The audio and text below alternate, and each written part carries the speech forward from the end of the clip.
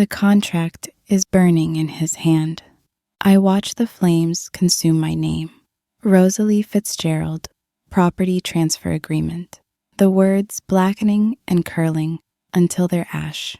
Smoke rises between us in the dim light of his office, and I can't breathe, can't think, because Luca Santoro just destroyed the only thing keeping me alive. You're insane, I whisper.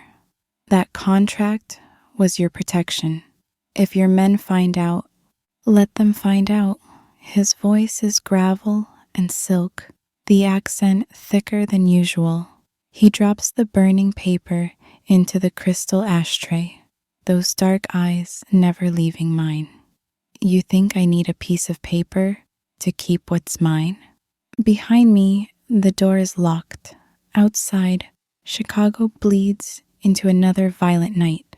Police sirens wailing, gunshots echoing from the south side. The city Papa gambled away our lives in.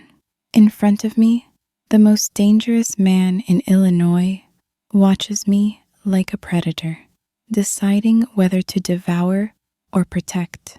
His knuckles are still bleeding from the man he killed an hour ago. The man who tried to collect me. You don't understand what you've done, I say, voice shaking. Not from fear, from something infinitely more dangerous. Without that contract, I'm nothing, no value. They'll come for me. Bella. He moves closer, and I smell cigar smoke, expensive cologne, and something copper, blood. You are never property, and anyone who tries to collect you, the smile he gives me belongs on a fallen angel. I'll kill them, slowly. I should run. God, I should run. Instead, I ask the question that's been burning in my chest for 3 weeks. Why? His hand cups my face, thumb tracing my jawline with impossible gentleness. The same hands that broke a man's neck tonight. You really don't know? I don't. I don't understand any of this. Let me tell you how a girl like me ended up here, in a mobster's penthouse at midnight, watching him burn the contract that made me his property, terrified of the answer I'm desperate to hear. Let me tell you how I fell for the monster who bought me. 3 weeks earlier, the Velvet Room smelled like expensive cigars, illegal gin, and broken dreams.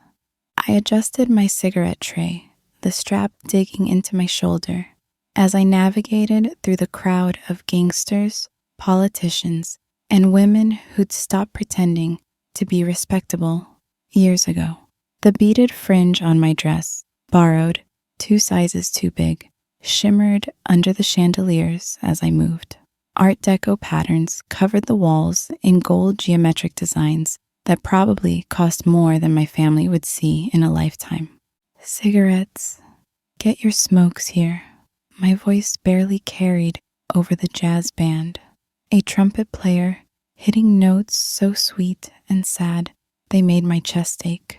Nobody looked at cigarette girls.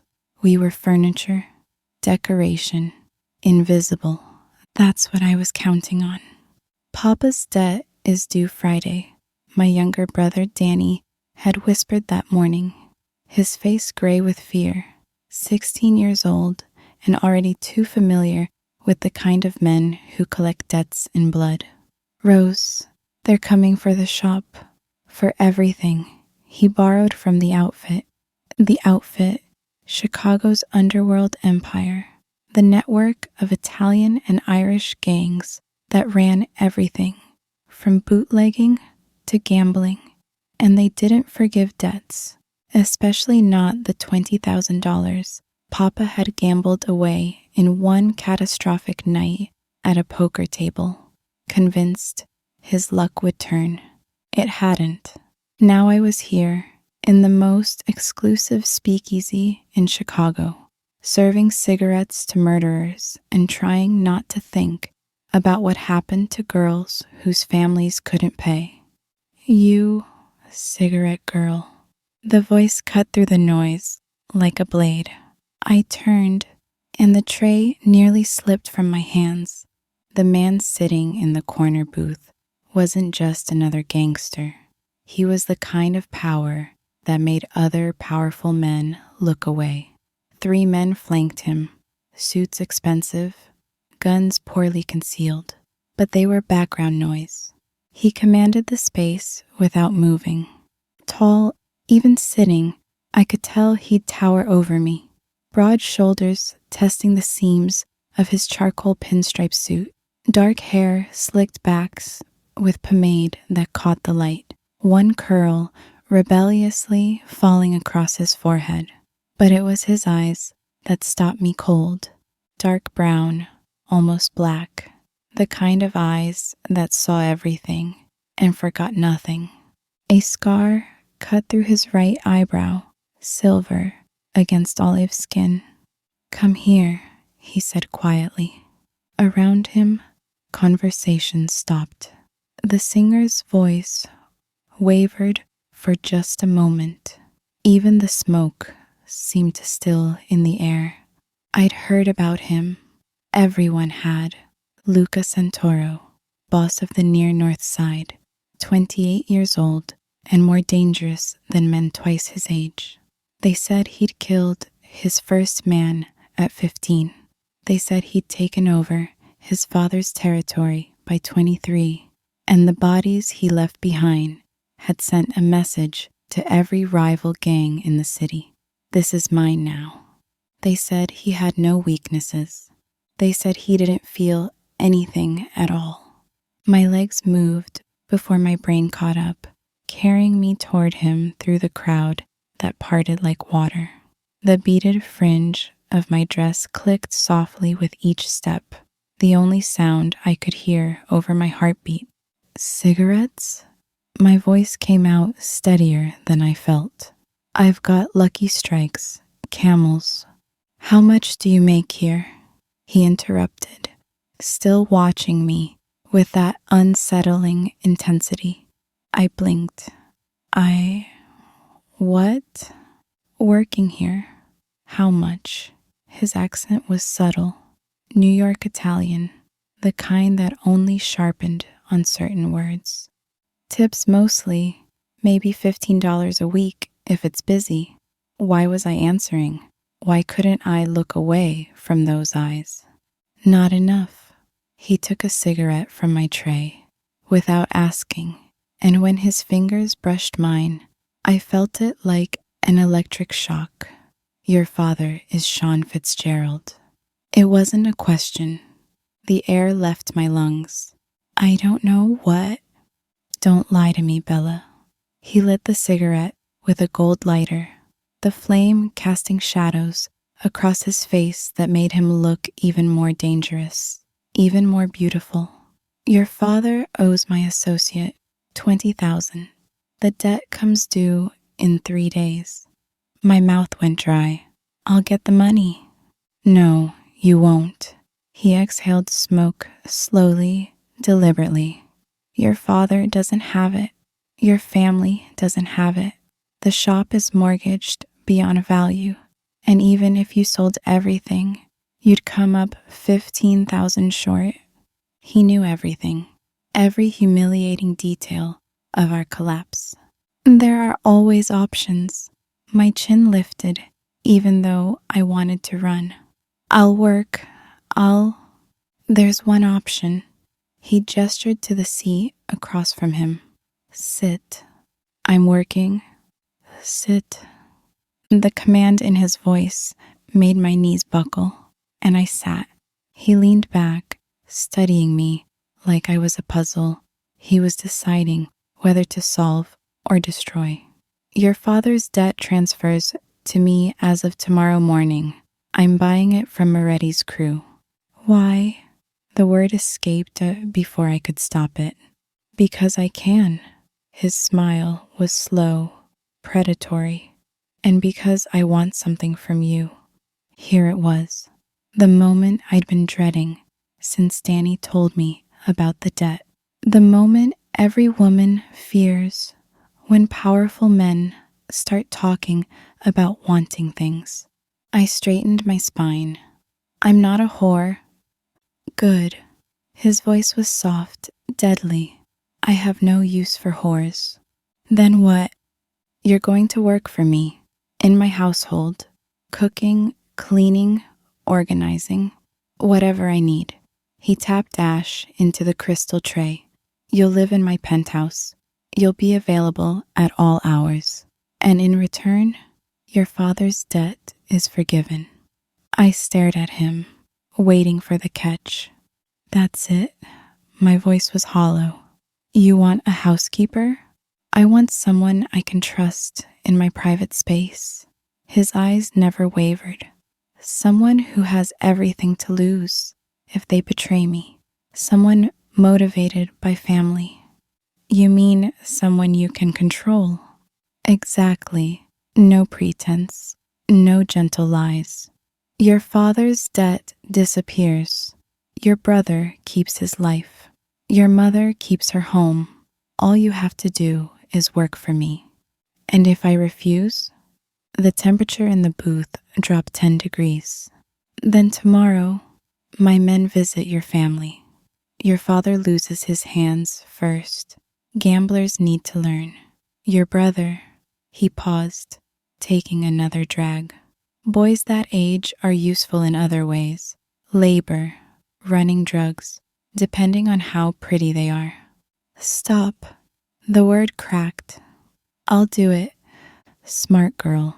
He reached into his jacket, and I flinched, but he only pulled out a business card. Heavy cream stock, embossed lettering, an address on Lakeshore Drive. Tomorrow, 7 a.m. Bring one bag, nothing else. I took the card with shaking fingers. He stood, and I'd been right. He towered over me, 6'3" at least, broad enough to block out the light. His men stood with him immediately, a choreographed movement of loyalty and threat. One more thing, Rosalie. He knew my name. You try to run, I'll find you. You betray me. Your family pays the price. You lie to me. He leaned down, close enough that I could smell his cologne, bergamot and danger. I'll know, and you won't like what happens when I'm disappointed. Then he was gone, moving through the crowd that parted for him like he was royalty, like he was death itself, and everyone knew better than to get too close. I sat there, shaking, the card hot in my hand. What had I just agreed to? The first morning, the penthouse occupied the entire top floor of the most expensive building in Chicago. I stood in the white marble foyer at 6:58 a.m., my single carpet bag clutched in both hands, and tried not to gape like the poor Irish girl I was. Floor-to-ceiling windows overlooked Lake Michigan, the water gray and endless in the dawn light. Modern furniture, all clean lines and expensive leather, filled the space like a museum. Abstract paintings I didn't understand. Sculptures that probably cost more than my father's shop had ever made. You're early, I spun. Luca Santoro stood in the hallway, wearing black trousers and a white undershirt, suspenders hanging loose at his sides. His hair was damp from a shower, that rebellious curl falling across his forehead again. Without the suit jacket and vest, I could see exactly how dangerous his body was. Broad chest, muscled arms, the kind of strength that came from violence, not vanity. A fresh bandage wrapped his left hand. I'm punctual, I managed, hating how my voice wavered. Good. He moved past me into the kitchen, all white tile and chrome appliances I'd only seen in magazine advertisements. Coffee's on the counter. Pour me a cup, 2 sugars, no cream. Not please. Not would you mind. Commands. I set down my bag and poured the coffee, hyper aware of him watching my every movement. When I handed him the cup, Our fingers brushed again, and that same electric shock ran up my arm. His eyes narrowed slightly. He'd felt it too. Your room is down that hall, last door on the left. He took a sip, nodded approval. You'll find uniforms in the closet. Black dress, white apron. I expect you dressed appropriately by 8. Uniforms? I couldn't help the edge in my voice. Like a maid? You are a maid, Bella. That slight smile again. Or did you think you'd be my equal here? Heat flooded my cheeks, anger and humiliation mixing into something that tasted like copper. Of course not. Your duties: breakfast by 7:30, lunch at 1, dinner at 7. Keep the penthouse clean. I have someone who does deep cleaning twice a week, but daily maintenance is yours. Laundry, errands when I need them run.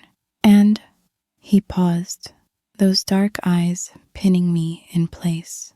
You stay available. If I need something at midnight, you provide it. If I bring guests home, you serve them. If I tell you to stay in your room, you don't come out until I say otherwise. You mean when you bring women home? The words were out before I could stop them. His eyebrow raised. Jealous already? No. I lifted my chin, even though my heart hammered, just clarifying the rules of my servitude. For a long moment, he studied me, and I couldn't read his expression. Then he moved closer, slow, deliberate, until I had to tilt my head back to maintain eye contact. Let's establish something right now, he said softly, dangerously. You're here because I allow it. Your family is safe because I will it. You breathe in this apartment because I haven't decided otherwise. His hand came up, and I forced myself not to flinch as his fingers caught my chin, tilting my face further into the light. But you're not my prisoner. You're my employee. Understand the difference. What difference? I whispered. You own me either way. His thumb brushed my lower lip, and the touch sent heat spiraling through my entire body. I don't own you, Rosalie. His accent thickened on my name, making it sound like a prayer or a threat. But you're mine now. Everything in my home is mine, and I protect what's mine. He released me and stepped back, and I could breathe again. Get dressed. Breakfast in 30 minutes. I like my eggs over easy. Toast with butter. Fresh orange juice if we have it. If not, add it to the grocery list. He headed toward what I assumed was his bedroom. Oh, and Rosalie? I turned. Welcome home. The words should have been comforting. They sounded like a life sentence. Days 1 to 7. Learning the rules. I learned quickly that Luca Santoro was a man of rigid routine and specific tastes. He woke at 6, spent an hour in his home gym. I discovered the room accidentally on day 2, walked in to find him shirtless and hitting a punching bag with methodical violence. The scars on his body told stories I didn't want to imagine. Bullet wound in his left shoulder, knife scar across his ribs, smaller marks that could have been burns or worse. He looked up, met my eyes in the mirror, and said, "Stay or go, but don't stare." I'd fled. He showered, dressed in suits that probably cost more than my family's monthly income, and ate breakfast while reading 3 newspapers simultaneously: Chicago Tribune, New York Times, and one in Italian I couldn't decipher. He left at 8:30 sharp. He returned whenever. Sometimes for lunch, sometimes not until dinner, sometimes in the middle of the night, with blood on his shirt and death in his eyes. Those nights, I learned to stay in my room, no matter what I heard, but the days were their own kind of torture. You missed a spot, he'd say, pointing to a window I'd cleaned 3 times. The coffee's lukewarm. Remake it. This dress is wrinkled. Iron it properly or don't bother. He was exacting, demanding, impossible to please. And yet, on day 3, I'd burned the toast, and he'd simply scraped off the black parts and eaten it anyway. You'll get better, he'd said casually. My mother burned everything when she first learned to cook. On day 4, I'd answered a phone call from someone who threatened me with language so vile, I'd hung up shaking. Luca had appeared in the kitchen 10 minutes later, made a single phone call in Italian, voice soft, words deadly, and said, he won't call again. The man's body was found in the river the next morning. On day 5, I'd caught him reading poetry, Dante, in Italian. He'd looked up, caught me staring, and recited a verse that I didn't understand, but sounded like silk and sin. You speak Italian? I'd asked.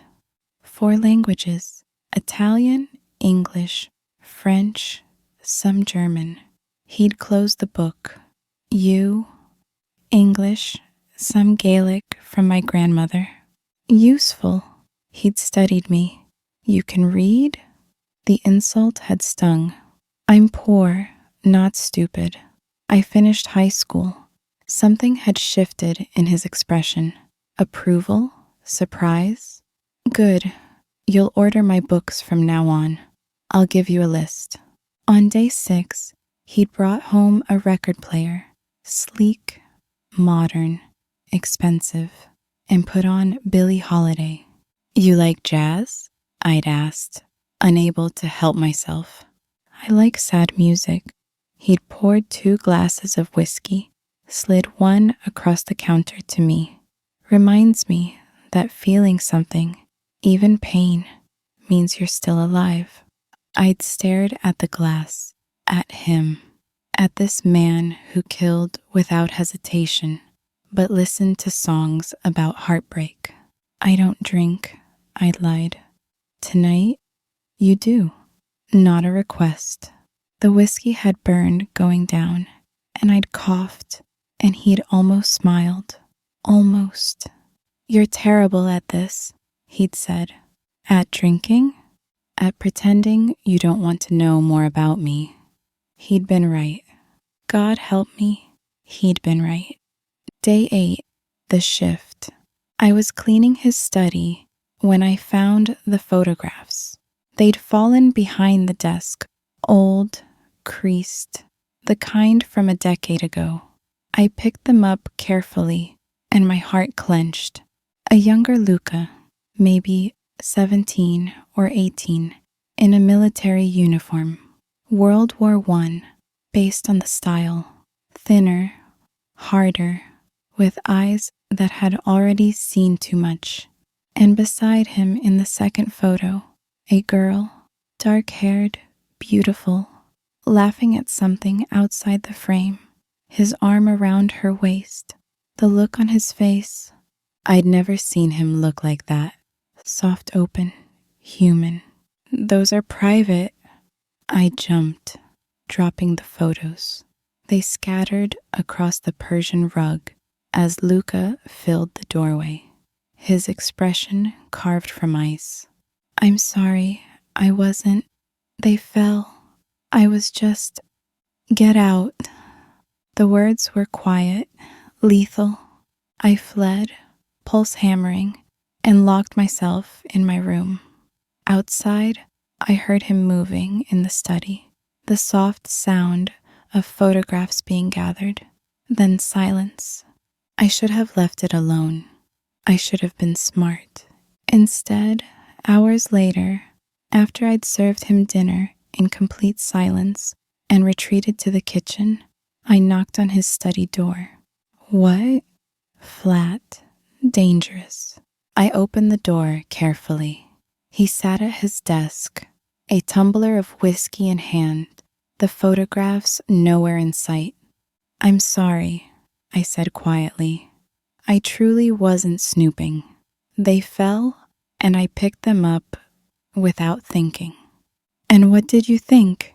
He didn't look at me. When you saw them, I should have lied, should have said nothing. I thought you looked happy, I said instead. I thought whoever she was, she mattered. The silence stretched so long, I thought he'd order me out again. Then, her name was Juliana. We were engaged. He drained the whiskey. She died. 1918. Spanish flu. My chest tightened. I'm so sorry. Why? And now he looked at me, and the emptiness in his eyes was worse than the anger. You didn't kill her. God did that. Or fate. Or just bad fucking luck. He poured another drink. I came home from the war to marry her. She'd been dead 3 weeks. Her family hadn't told me because they didn't want to distract me from fighting. I moved into the room without permission, drawn by the raw pain in his voice. So I built this instead. He gestured around the opulent study at the empire beyond it. Power, money, control. Because if I couldn't save her, I'd damn well make sure I could save everything else that mattered. Is that why you don't let anyone close? The words escaped before I could stop them. His laugh was bitter. Close? Bella, people get close to me. They end up dead or disloyal. Sometimes both. Not everyone. No. He stood, and suddenly the space between us felt charged, electric. My father tried to have me killed when I took over his territory. My cousin sold me out to the feds. My first lieutenant put a gun to my head over a woman. He moved closer, and I couldn't back away, couldn't breathe. Everyone wants something, Rosalie. Everyone has a price. The only question is whether I figure it out before they betray me. What's my price? I whispered. He was so close now. I could see gold flecks in his dark eyes, could smell his cologne mixing with whiskey. Your family's safety. His hand came up, fingers tracing my jawline with devastating gentleness. You'd do anything to keep them safe. Lie, cheat, steal, kill, maybe even seduce a monster. I'm not trying to seduce you. I know. His thumb brushed my lower lip, and heat pooled low in my stomach. That's what makes you dangerous. I'm not dangerous. I'm a maid. You're a woman who looks at me like I'm human. His voice dropped to barely a whisper. That's the most dangerous thing in the world.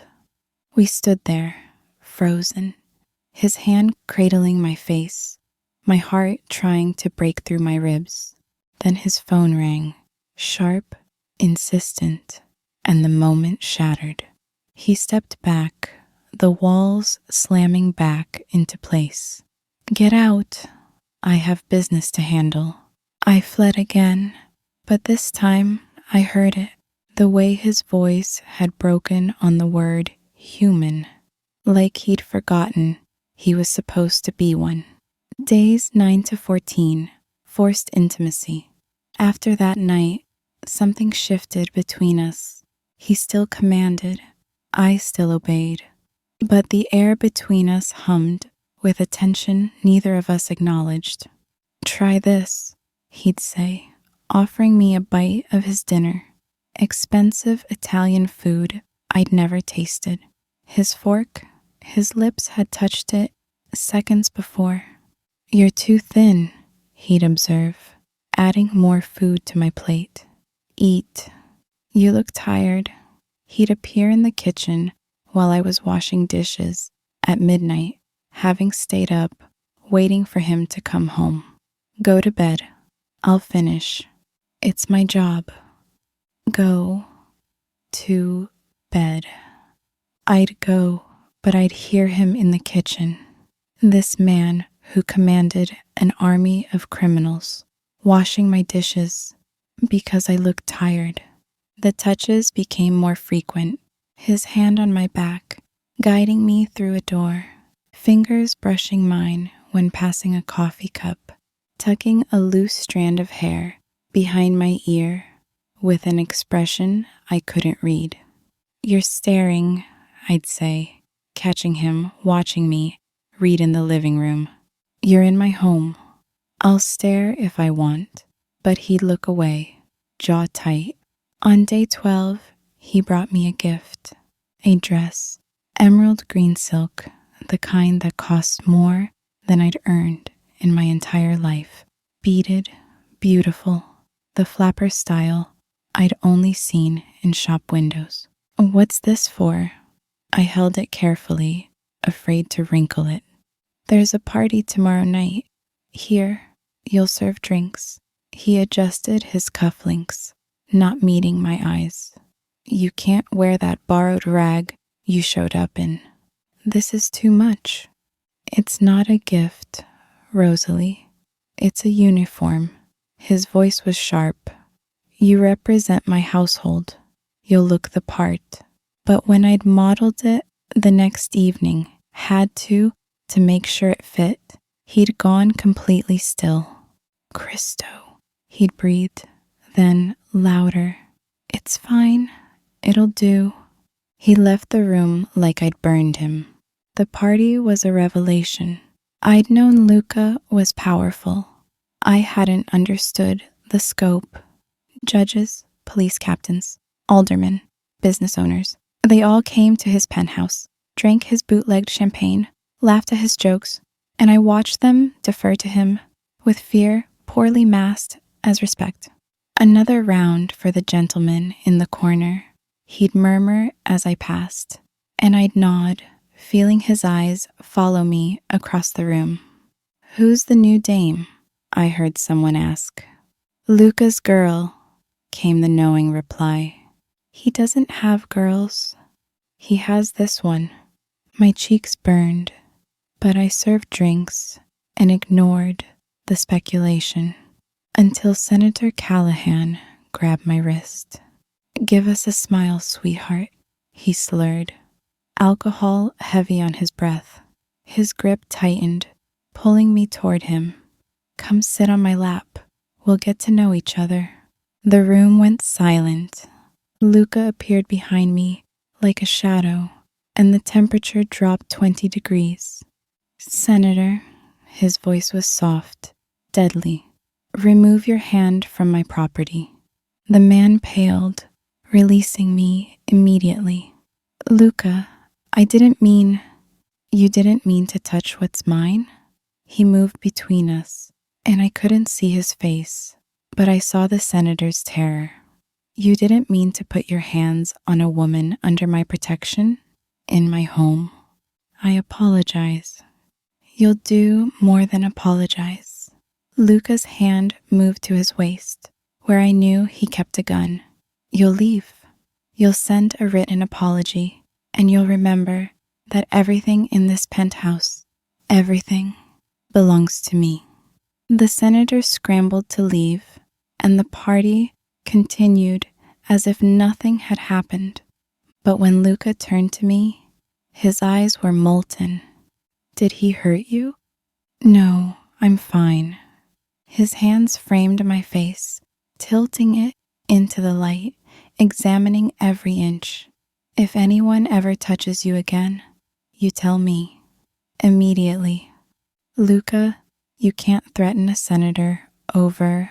I can do whatever I want." His thumbs stroked my cheekbones. "And anyone who thinks they can take what's mine learns differently, permanently." The possessiveness should have terrified me. Instead, heat flooded through my entire body. "I'm not yours," I whispered. "I'm just your employee." "Keep telling yourself that, Bella." He released me, but his eyes burned. "Keep pretending you don't feel this." He walked away, leaving me trembling in my expensive dress, surrounded by criminals and corrupt politicians, and I realized with devastating clarity I was falling for him. For the monster, for the man, for the broken soldier who washed my dishes and read poetry and looked at me like I was something precious instead of property. God help me. I was falling, and there was no safe place to land. Day 15. The threat.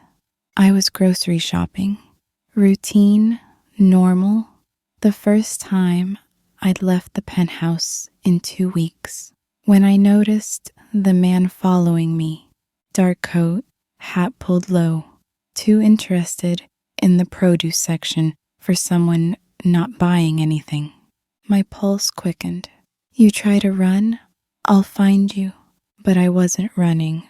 I was shopping for Luca's dinner, carrots and potatoes in my basket, like any normal person. The man moved closer at the checkout. Rosalie Fitzgerald, he said quietly, and my blood froze. Pretty little thing, aren't you? I didn't respond, paid for the groceries, walked toward the door. He followed. Your papa's debt might be settled, but there's other interested parties. His breath was hot on my neck as we stepped outside. Men who don't like that Santoros got you tucked away all cozy. I don't know what you're talking about. His hand clamped on my arm, dragging me into the alley beside the market. Moretti sends his regards, he hissed, and I saw the knife. Says if Santoro wants to play games with purchased goods, maybe those goods need to be damaged. A gunshot exploded in the narrow space. The man's grip released as he crumpled, blood blooming across his chest. I spun. Luca stood at the alley entrance, gun raised, face carved from stone. Behind him, 2 of his men moved past, grabbing the body, efficient and quick. Get in the car. His voice was eerily calm. Now. I stumbled toward the black Cadillac idling at the curb, and he guided me into the back seat with one hand, the other still holding the gun. The door slammed. He slid in beside me. Drive, he told the driver. Then, to me, did he touch you? Just my arm, I'm fine. Did he touch you? Each word was a bullet. Yes, but his fist slammed into the seat beside my head, and I flinched. But his other hand came up immediately, cradling my face with infinite gentleness. Cristo, Rosalie, you can't leave. Not alone. Not without my men. Do you understand what almost happened? He said Moretti sent him. Moretti's been trying to undermine me for months. Your father's debt was supposed to go to him. I bought it out from under him. His thumb brushed my cheekbone. You were supposed to be his leverage, his property, and now that you're mine, he's sending messages. What kind of messages? The kind that end with you dead. His jaw was granite. Or worse. The car pulled up to his building, and he ushered me inside quickly, his body shielding mine.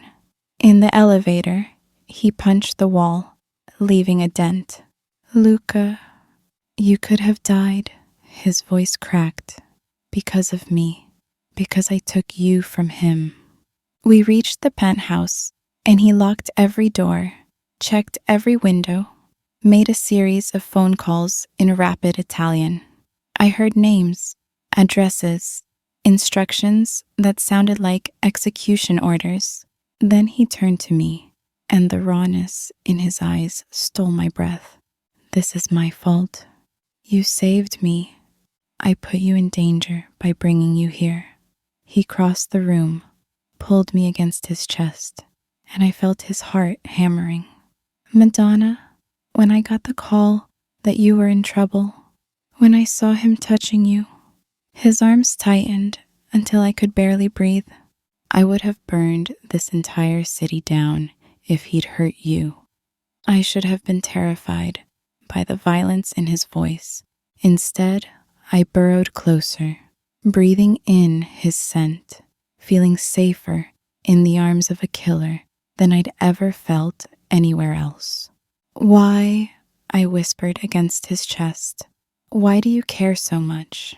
He pulled back, forcing me to meet his eyes. "You really don't know?" I shook my head. His hand slid into my hair, tilting my face up, and his voice was gravel and silk and everything dangerous. "Because you're mine, Rosalie. Not because of some fucking contract. Not because of your father's debt." His forehead touched mine. "Because from the moment I saw you in that speakeasy, trying so hard to be invisible, I knew." "Knew what?" "That I was either going to destroy you or keep you forever." His lips hovered over mine, so close I could taste the whiskey on his breath. "And I don't destroy beautiful things anymore." "Luca, tell me to stop." His nose brushed mine. "Tell me you don't feel this. Tell me I'm just the monster who bought you, and I'll let you go. I'll send you somewhere safe, somewhere I can't touch you." I should have said stop, should have run, should have chosen safety over this beautiful, terrible man who looked at me like I was salvation and damnation wrapped in silk. Instead, I closed the distance and kissed him. His response was immediate, devastating. One hand tightened in my hair, the other spanning my back, and he kissed me like a man drowning, like I was air and water and everything he needed to survive. I tasted whiskey and desperation and something that might have been hope. When we broke apart, both breathing hard, his eyes were molten. "You have no idea what you've just done," he said roughly. "Tell me." "You've sealed your fate, Bella." His thumb traced my swollen lips. "Because now that I've had a taste, I'm never letting you go." The words should have been a threat. They felt like a promise. Days, 16 to 20, falling. After the kiss, everything changed. He still commanded, I still served. But now, "Come here," he'd say, and I'd go, and he'd pull me into his lap while he worked, one hand on his papers, the other tracing patterns on my hip. "Stay," he'd order when I tried to leave after serving dinner, and I'd sit across from him and we'd talk about everything, about nothing. I learned about his childhood in New York, the poverty that drove his father to crime, the brother who died young. He learned about my dreams of singing, of traveling, of seeing more than Chicago's South Side. "Sing for me," he'd say. "I can't sing." So I'd sing. Irish lullabies my grandmother taught me, jazz standards from the radio, and he'd watch me like I was performing in the finest opera house instead of his living room. "You're wasted as a maid," he'd say, voice rough.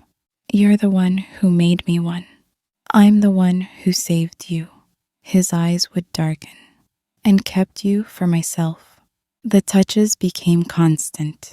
His hand at the small of my back, fingers threading through my hair, while I read beside him, pulling me against his chest when he woke from nightmares, his heart racing, my name on his lips. "You're here," he'd breathe. "You're safe." "I'm here," I'd whisper back. "I'm not going anywhere." On day 18, he took me to his club, not as a cigarette girl, but on his arm. I wore the emerald dress, and he wore all black, and when we walked in, every eye turned. "This is Rosalie," he announced to the room. "Anyone who disrespects her answers to me. Anyone who touches her dies. Are we clear?" The message was received. We danced, his hand possessive on my waist, my arms around his neck, and he held me like I was precious, like I mattered. Everyone's staring, I whispered. Let them. His lips brushed my ear. Let them see that you're mine. Possessive much? Bella, you have no idea. His hand slid lower on my back.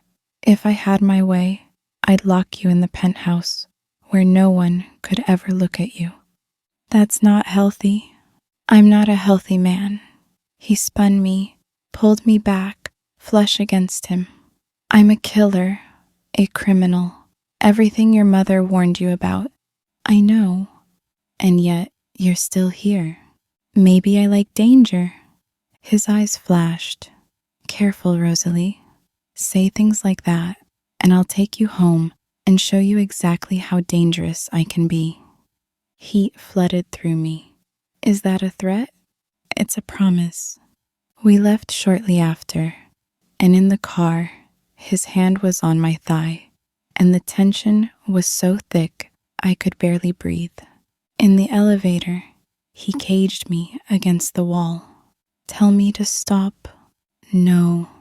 His kiss was fire and possession and everything I'd been craving. By the time we reached the penthouse, I was trembling. Rosalie, my name was a prayer on his lips. If we do this, there's no going back. I don't want to go back. You'll be mine, completely. His hand cupped my face. I don't share. I don't let go. Once I have you, that's it. Then have me. What happened next was a blur of hands and heat and whispered words in Italian that sounded like worship. He was surprisingly gentle. This man, who killed without hesitation, handled me like glass, like I was something to be treasured. And when the sun rose, I was tangled in his sheets, his arm heavy across my waist, his breath warm on my neck. Mine, he murmured against my skin. Yours, I whispered back, and meant it. Day 21, the confrontation. Reality crashed back in over breakfast. Luca was on the phone, speaking rapid Italian, his expression darkening with every word. When he hung up, his jaw was carved from granite. Moretti's making moves. My sources say he's meeting with the North Side crew tonight. He looked at me. About you. Me? He's trying to convince them I'm weak. That taking a woman, keeping her close, makes me vulnerable. His hands clenched. He's planning something. Then send me away. The words hurt, but I forced them out. If I'm the problem, you're not the problem. He stood, crossed to me, pulled me up by my wrists. You're the solution. You're the reason I give a damn about surviving this war. Luca, but he's right about one thing. His eyes were tortured. You do make me vulnerable, because if anything happened to you, there's no line I wouldn't cross, no code I wouldn't break. I'd burn Chicago to the ground. Don't say that. It's the truth. His hands framed my face. You've made me human again, Rosalie. You've made me feel. And in my world, feeling is the most dangerous thing there is. The phone rang again. He answered, listened, and went pale. When? A pause. Send everyone, now. He hung up, already moving, pulling guns from hidden places, checking ammunition. What's happening? Moretti knows you're here. He's sending men. His voice was deadly calm. They'll be here in 10 minutes. Terror spiked through me. What do we do? You hide. There's a safe room behind the bookshelf in my study. You go there. You lock it. You don't come out until I come for you. And if you don't come, he pulled me against him, kissed me hard. I'll come. I always come for you. Then he was pushing me toward the study, showing me the hidden door, the small room stocked with water, supplies, a phone. If I'm not back in 2 hours, call this number. He pressed a card into my hand. My cousin. He'll get you out of Chicago. Luca, I love you. The words were raw, desperate. I should have said it before. I love you, Rosalie. You're the only good thing in my life. Tears burned my eyes. I love you too. Then trust me. He kissed me once more. Stay hidden. Stay safe. Let me protect what's mine. The door closed, and I heard the lock engage. And then, gunfire, shouting, the sounds of violence that would haunt my dreams. I pressed my hands over my ears and prayed to a God I wasn't sure I believed in anymore. Please, please let him survive. The aftermath. Silence fell after what felt like hours, but was probably only 20 minutes. Then, footsteps. Rosalie, his voice, rough and strained. Bella, it's me. Open up. I stumbled to the door, fingers shaking on the lock. It swung open, and he was covered in blood. Suit ruined, face spattered, knuckles raw, but alive. Is it yours? I whispered. Some. He swayed slightly. Most of it isn't. I caught him as he sagged, helped him to a chair. Under the jacket, a bullet wound in his side, still bleeding. We need a doctor. No doctors. Too many questions. He gritted his teeth. First aid kit, bathroom cabinet. I ran, grabbed supplies, came back to find him peeling off his shirt. The wound was bad, but not fatal. Through and through, missed major organs. This is going to hurt, I warned. Do it. I cleaned and bandaged while he sat stone still, jaw clenched. When I finished, he caught my wrist. 5 of Moretti's men won't be going home tonight. His voice was flat. My crew is cleaning up now. And Moretti? He wasn't here. Coward sent his men to do his dirty work. Luca's eyes burned with cold fury. But he's made his move. Now I make mine. What does that mean? It means this ends tomorrow night. He pulled me onto his lap carefully, mindful of his injury. I'm meeting him. Neutral ground. We're finishing this. That's a trap. Of course it's a trap. He kissed my forehead. But I have something he doesn't. What? A reason to survive. His hand slid into my hair. You. I wanted to argue, to beg him not to go, but I saw the resolve in his eyes. Promise me you'll come back. I promise. He tilted my face up. Because you're mine, Rosalie, and I protect what's mine, always. Day 22. The meeting. Luca left at midnight, dressed in all black, guns hidden beneath his coat. Stay here. Don't open the door for anyone but me. He kissed me at the threshold, long and deep. I'll be back by dawn. Luca, say it. Come back to me, always. Then he was gone, and I was alone in the penthouse, pacing, praying, watching the clock. 1 a.m., 2 a.m., 3 a.m. At 4, the phone rang. I lunged for it. Hello? Rosalie Fitzgerald? An unfamiliar voice. You're going to want to come to the warehouse on Roosevelt and Clark. Bring the police. Or bring money. Your choice. Who is this? Where's Luca? Let's just say your mob boss made some miscalculations. A pause. You have 1 hour. The line went dead. I stood there, phone in hand, heart racing. Police. If I called them, Luca would be arrested. Everything he'd built would collapse. Money. I didn't have access to his accounts. Couldn't get that much cash in an hour.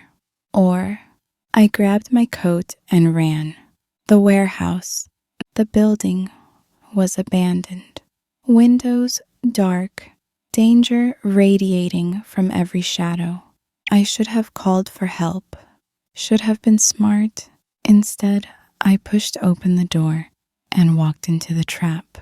Moretti waited in the center of the space, surrounded by armed men, and tied to a chair, bleeding from multiple wounds. Luca. No. The word tore from my throat. His head lifted, eyes widening. Rosalie, run. Shut up. Moretti backhanded him casually. Your little bird just flew into my cage. Let him go. I moved forward and guns raised. Please, this is between you two. I'm not... Not what? Not important? Moretti laughed. Sweetheart, you're the most important thing in this room. Because you're the one thing Santoro actually cares about. Please. I hated how my voice shook. I'll do anything. Just let him go. Anything? Moretti considered. What about your life for his? No. Luca's voice was raw. Rosalie, don't... Yes. I didn't hesitate. My life for his, right now. For a long moment, silence. Then Moretti smiled. Tempting. But I have a better idea. He pulled out a contract, familiar cream paper. Your father's debt, still active, still valid, $20,000. You said... I said Santoro bought it. I'm unbought it. He held out a pen. Sign yourself over to me. Work off the debt properly, and I let Santoro live. Don't. Luca strained against the ropes, blood dripping. Rosalie, don't you dare. How do I know you'll keep your word? I asked Moretti. You don't. He shrugged. But it's the only offer on the table. I looked at Luca, the man I loved, the monster who'd become human for me, bleeding and bound, and still trying to protect me. I'm sorry, I whispered. I reached for the pen. The warehouse exploded into chaos. Doors burst open, front, back, sides, and Luca's men poured in like a flood. Gunfire erupted, and I hit the floor, covering my head. Through the chaos, I saw Luca break the chair, impossible strength fueled by rage, and launch himself at Moretti. The fight was brutal, quick. It ended with Moretti on his knees, Luca's gun to his head. You touched what's mine, Luca said softly. Made her an offer, made her cry. Luca, please, Moretti begged. No one threatens her and lives. The gunshot echoed in the warehouse. Then Luca was lifting me, checking me for injuries, his hands shaking. Are you hurt? Did they touch you? I'm fine, but you're... I'm fine. He crushed me against him, heedless of the blood. Cristo, Rosalie, you could have died. So could you. I had backup. I had a plan. He pulled back, eyes furious. What did you have? What were you thinking coming here? I was thinking I love you. The words exploded out. I was thinking I'd rather die than lose you. His expression cracked. You are going to sign that contract. Yes. Give yourself to him. Yes. For me. Always for you. He kissed me then, in a warehouse full of dead bodies and loyal soldiers, and I tasted blood and salt and desperation. "You're never doing that again," he said against my lips. "You're never risking yourself for me." "Then don't risk yourself for me." "I can't promise that." His hands framed my face. "Because you're my entire world, Bella, and I'll burn everything down to keep you safe. NOW. Which brings us here to this moment, to Luca burning the contract, the paper curling and blackening between us. "You don't understand what you've done," I say again, watching the flames. "Without that contract, I'm nothing, no protection. Anyone who comes for you dies." He says it like a simple fact. "Anyone who looks at you wrong dies. Anyone who makes you uncomfortable, unhappy, unsafe, they die." He steps closer, and I see the truth in his eyes. "You were never property, Rosalie. That contract was an excuse, a way to keep you close until you realized what I knew from the start." "What's that?" My voice is barely a whisper. "That you're mine, not because I bought you, not because your father owed me." His hands cup my face with devastating gentleness. "Because you chose me. Because you walked into a trap to save my life. Because you love me despite every reason not to. You're a criminal, a killer. I have to say it, have to acknowledge what he is." "I know." His thumb traces my cheekbone. "And you're an innocent girl who deserved better than this life." Maybe I didn't want better. I lean into his touch. Maybe I wanted you. His expression breaks, cracks open, to show the vulnerable man underneath the monster. "Say it again." "I love you." The words come easier now. "I love you, Luca Santoro, and I'm choosing to stay. Not because of a contract, not because of my family, because I want to." He kisses me then, slow and deep and full of promise. When we break apart, he reaches into his jacket and pulls out a velvet box. My heart stops. "I can't give you normal." He opens it, revealing a ring, emerald surrounded by diamonds. "I can't give you safe. I can't promise you won't be in danger just by loving me, Luca, but I can promise you'll be mine. Completely, forever." He slides the ring onto my finger. "Marry me, Rosalie, not as my property, as my equal, my partner, my queen." Tears blur my vision. "You're asking?" I'm begging. His voice is raw. "Say yes. Choose this life. Choose me." I look at the ring, at this man who destroyed a contract to prove I was never owned, who killed for me, protected me, loved me despite every reason to stay closed off. "Yes," I whisper. His smile is devastating. "Thank God." He pulls me against him because I wasn't accepting no as an answer. I laugh through tears. "So you weren't actually asking?" "Bella, I stopped asking for permission the moment I saw you." He tilts my face up. "You're mine. You've always been mine. I'm just making it official. You're impossible. You love it. I love you. And I do. God help me, I do." 6 months later, I'm standing in front of the bathroom mirror when I hear it. Luca's voice coming from his study, speaking rapid Italian into the phone. I recognize enough words now to understand problem, rival New York. My hand moves to my stomach instinctively, to the secret I haven't told him yet. Because there's one thing more dangerous than being Luca Santoro's wife, being the mother of his child. The phone call ends, and his footsteps approach. He appears in the doorway, and his expression shifts immediately. What's wrong? Nothing, I lie. He moves closer, studying my face. Don't lie to me, Bella. You know I always know. I take a breath. I'm pregnant. Silence. His eyes drop to my stomach, and for one terrifying moment, I can't read his expression. Then his hands are on me, gentle, reverent, and he's kneeling, pressing his forehead against my stomach. Christo, he breathes. A baby.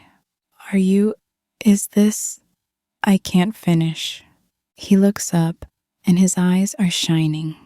You've given me everything, he says roughly. Your love, your loyalty, your life, and now this? His hand splays across my stomach. A family, a future. I know it's dangerous. With your business, with the life you lead. I'll protect you both. The vow is iron. No one will touch you. No one will touch our child. I swear it on my life. Luca, marry me again. He's standing now, pulling me close. We'll have a real wedding. Church, family, everything you deserve. I want everyone to know you're mine. We're already married. Not enough. His kiss is possessive, desperate. I want the world to know. Want them to see my ring on your finger. My child growing inside you. Want them to understand that you're untouchable. I should be worried, should be afraid of bringing a child into this world. Instead, I'm looking at this man, this beautiful, terrible, complicated man who loves me with the same intensity he does everything. And I'm thinking, our child will be safe, protected, loved. Okay, I whisper. We'll marry again. Have your big wedding. Show the world. His smile is pure male satisfaction. Good. He lifts me easily, carrying me toward our bedroom. Because you're mine, Rosalie Santoro. You and our bambino, and I take care of what's mine. Always, always. The door closes behind us, and somewhere in the city, danger waits. Rivals plot, enemies scheme. But in this moment, in our penthouse above Chicago, we're safe, we're together, we're a family. And Luca Santoro, the man who bought me to save my father, who burned the contract to prove I was never owned, who loved me despite every reason to stay closed, will burn down the world before he lets anyone threaten us. I was sold to pay my father's debt. The mob boss bought me, then burned the contract, and now I'm carrying his child. This is only the beginning.